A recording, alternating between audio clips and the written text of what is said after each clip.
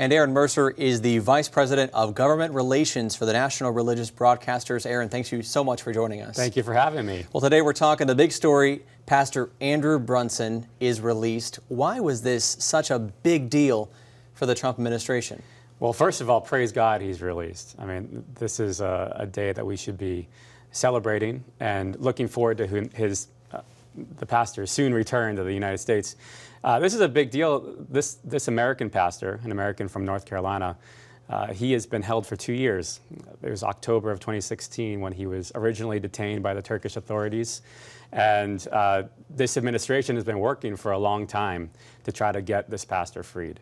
And quite frankly, a lot of credit should go to the president himself, to the vice president, the secretary of state, the ambassador for international religious freedom, Sam Brownback, as well as a number of members of Congress, have been very much focused on this subject, of raising it in high-level meetings, and even going so far as to enforce sanctions against the Turkish government until they've released Pastor Brunson. He didn't do anything wrong. He needed to be released. Now, Aaron, the midterms are just around the corner. Do you consider this to be a major victory, a major win for the Trump administration? I think this is a win for the Trump administration. I think it's a win for our country. Our nation united to try to get this man home. There were members of Congress from both parties that were working on this, but you know, the Trump administration, the president and the vice president and the secretary of state raised this personally often, and they got the Turkish government to pay attention. And you know, the Turks have a different view on this. But the the pastor, he was jailed because of his faith. And this administration said, you know, that's not going to happen. They wouldn't take no for an answer, and they made sure that he is now free. Aaron, you're talking about faith. Religious persecution is happening all around the world. One place in particular, North Korea, there literally is no religious rights.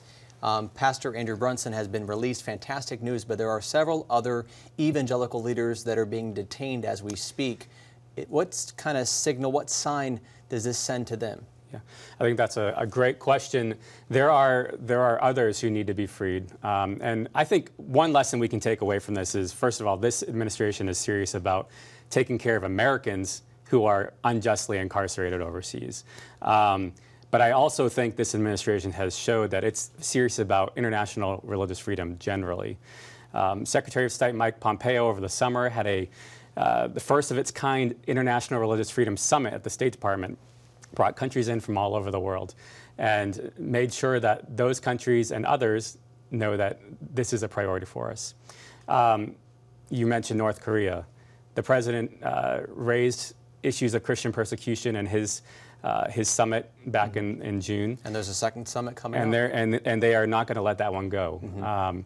And quite frankly, there were other prisoners who have been released over the course of this administration already too. So, you know, and Ambassador Brownback, I know he's constantly traveling around the world and raising the flag on this issue. Other countries need to know that they need to pay attention to international religious freedom.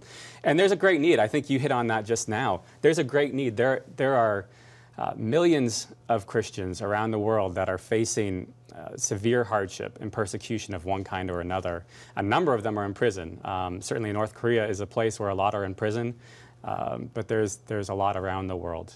And there's growing persecution in China, in India and other countries that we need to be paying attention to, and making sure that those nations know we're going to take it seriously for Christians and for other religious minorities. Well said. Andrew Mercer, thank you so much for joining us. Thank you very much. We'll have you back soon. Thank you.